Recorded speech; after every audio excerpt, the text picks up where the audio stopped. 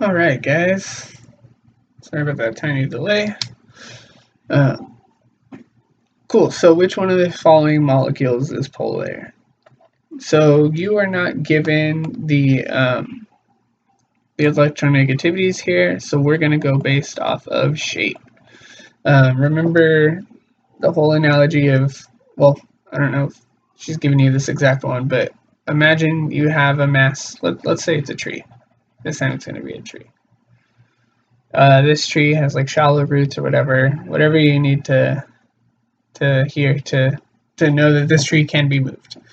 So what we can imagine here is we have 4 like really strong guys or whatever, or women, either one, doesn't matter, and they're pulling. That was bad. They're all pulling in with the same amount of strength in different directions, right? So we have a molecule here, here, here, and here. Well, if all of these are the same, they're all just as strong, and they're all pulling. This tree's not going to go anywhere, even if it has shallow roots. You have 4 equal forces pulling. That's the same thing as like no forces pulling at all, because this one right here, let's just throw a number on it. Let's just say this is -4, this is -4, this is -4, this is -4. Well, if you have both of these, well, I guess one needs to be positive. One's pulling that way 4, one's pulling that way 4, so these two are going to get canceled out, right? Same thing here. One's pulling that way 4, one's pulling that way 4. Now, if one of these guys moved over, it's gonna go ahead and pull the way that they pulled, but we're imagining that poorly drawn tree and cross is like a perfect cross, perfect X.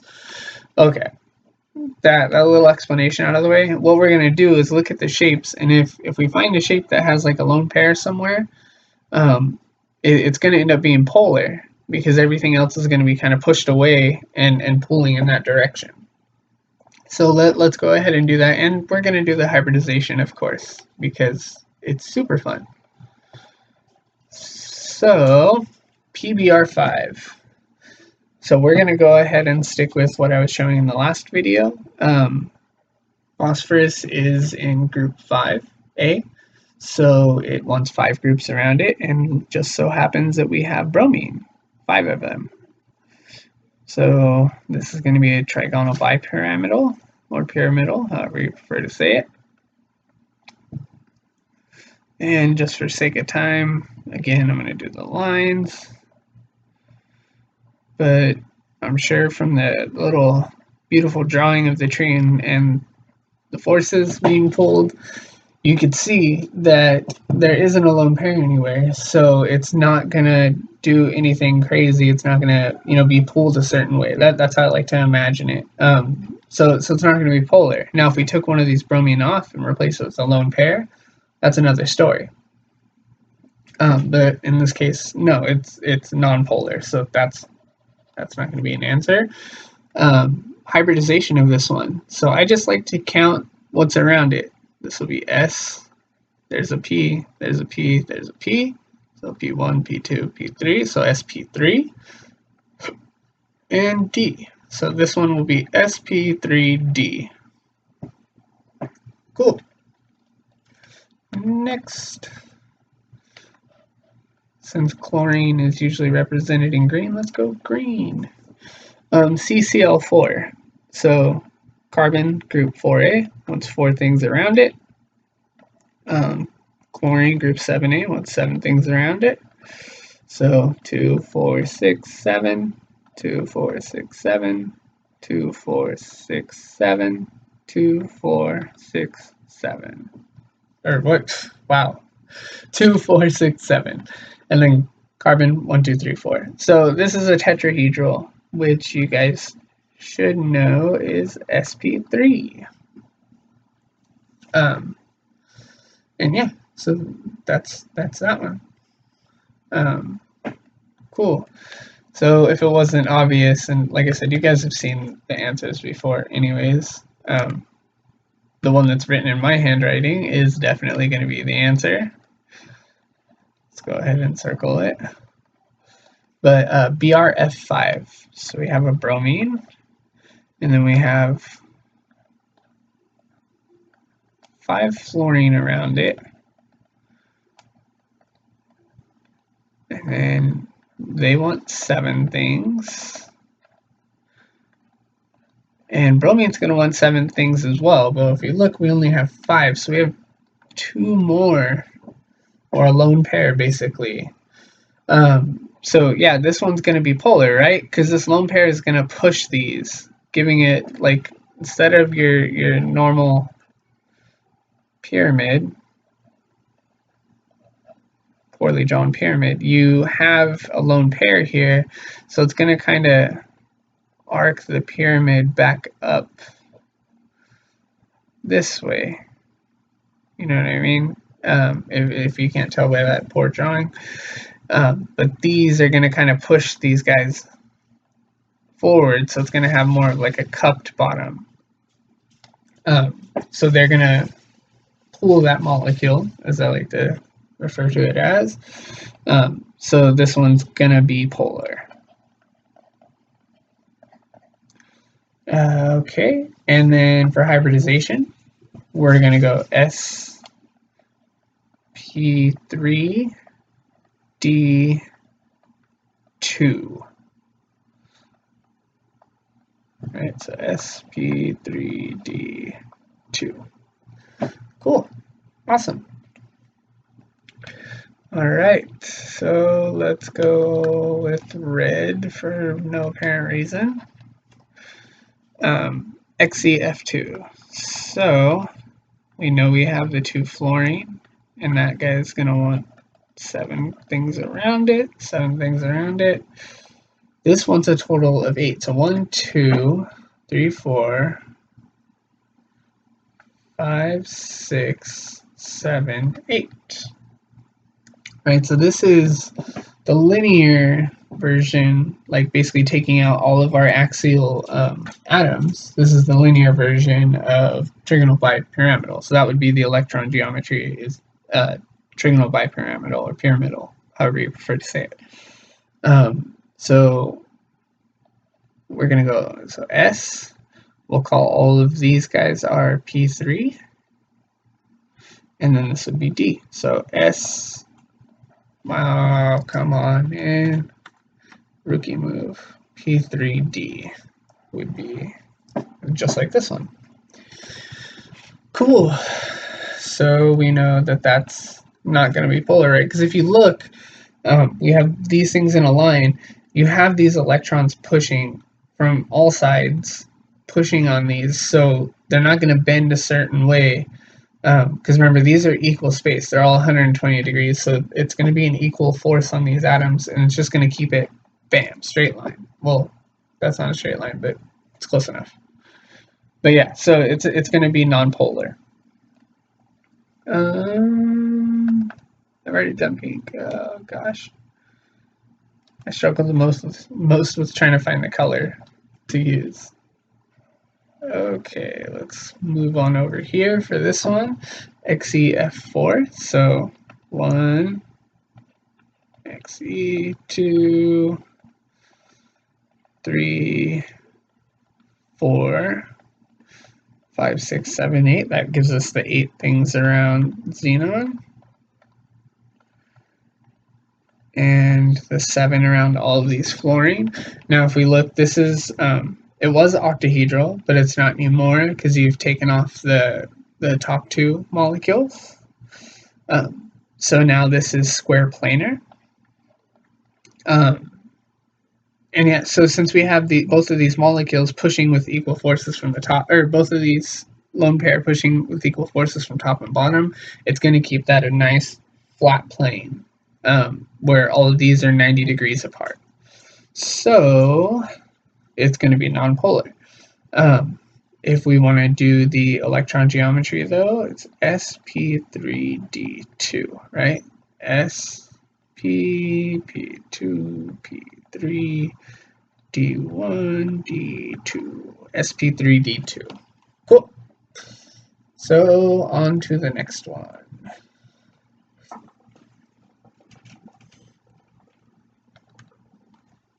Determine the number of electron groups on ClF2 minus. That's a big thing to make sure you remember. Okay, so for total number of let's go with the normal stuff. Cl, we have two Fs. This guy's gonna want those. This guy's gonna want those. And then chlorine, it has two things. It needs oh god, needs 5 more, right? So, oh, you have that extra minus. Okay, 1, 2, 3, 4, 6, 7, 8. So this one, it actually does not work. Oh, because of that extra minus right there. That's what's throwing it off. So this is actually going to have a negative charge to it. So it's going to want a total of 8 things around it. So 2, 4, 6, 7, 8. Yeah, cool. So don't forget about that negative charge. But let's go ahead and count electrons. We should have 22, I believe, because 7 times 3, because it's 3 of things from group 7, so it's 21 plus the 1 extra is 22. So 2, 4, 6, 8, 10, 12, 14, 16, 18, 20, 22. So it works out that way. Okay, perfect. Now, number of electron groups. We have, let's oh gosh, did it again. I know you guys can't see this part, but I switched to the beta version of Smooth Draw, which is what I use to record this, and I'm not like a huge fan of it yet. But this is literally my first time using it. So anyways, electron groups. So lone pair do not count as individual groups. They're like, this electron isn't different from this one. This is its own group right here. These two lone pair together. So 1, 2, 3, 4, 5. There's 5 electron groups. Cool. So determine the number of pi bonds in the molecule to the right. So this one, I'm resizing the marker. Okay, so for pi bonds, remember, I just like to think, okay, for every extra line, that's going to be 1 pi bond. So this one right here is extra, this one right here, and this one right here. So we have a total of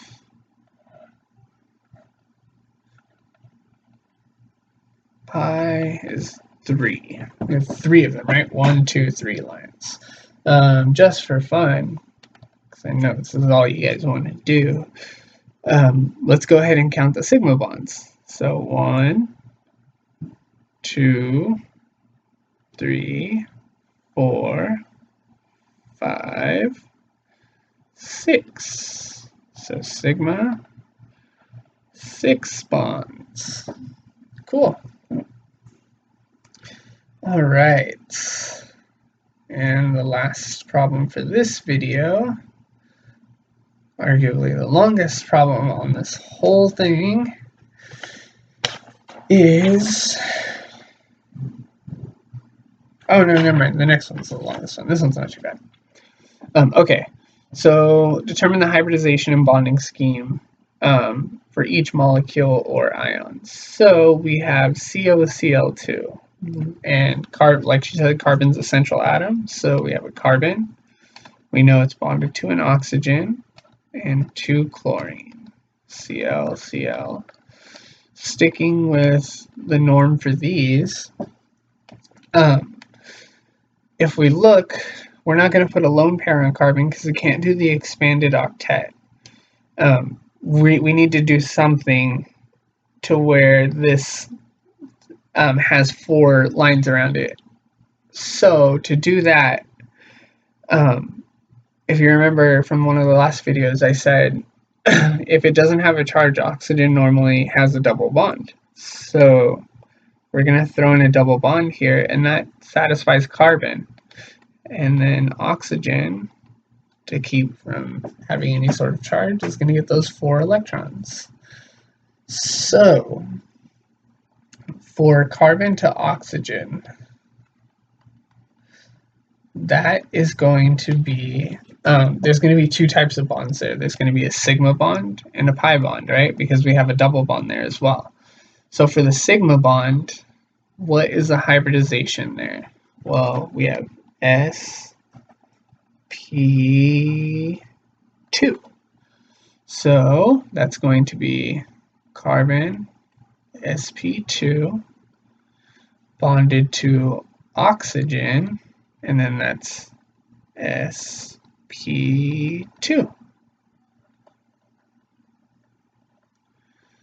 And then if we look at the pi bond, that one is going to be carbon P to oxygen P, right? And that's because if we draw this out, really ignoring the chlorine for a minute. This is such a bad drawing. I'm so sorry, guys. So each one of these in purple are going to represent an sp2.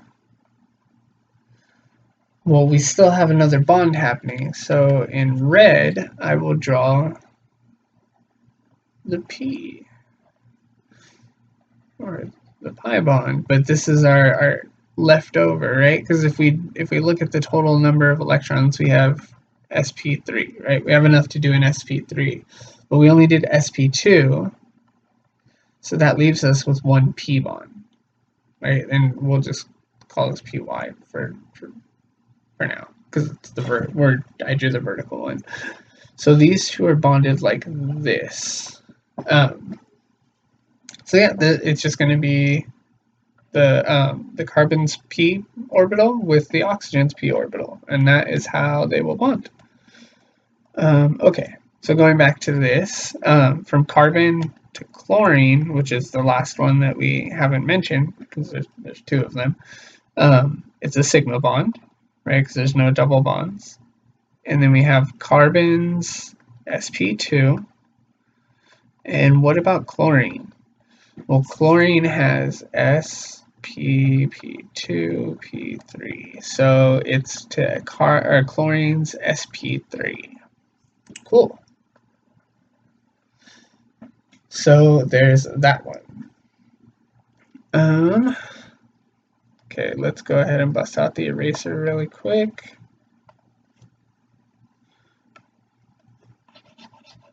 Because I don't want to have to hit Control-Z like 9 million times.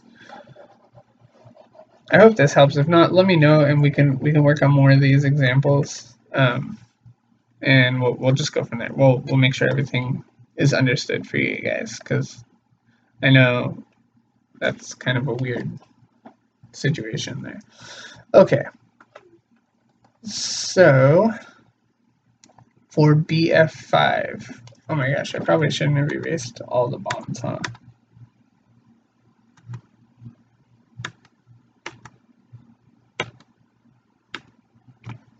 My bad. Go ahead and write these down if you haven't already. And I'm going to have to re-erase them, though. Or I guess I should just copy them, huh? No. It's fine. I have faith in your guys' ability to copy or pause a video. Okay. So when we're talking about BRF5, we have BR. 1, 2, 3, 4, 5. We've already drawn this once before, which is why it's good to keep any drawings you do on this test on a piece of scratch paper. But okay. And we've actually already done the hybridization of this, so I'm not going to spend too much time on it. Well, we technically only have 1 bond here, right? That's bromine to fluorine. And it's going to be a sigma bond. And that's going to be bromine's sp3d2 to fluorine's sp3.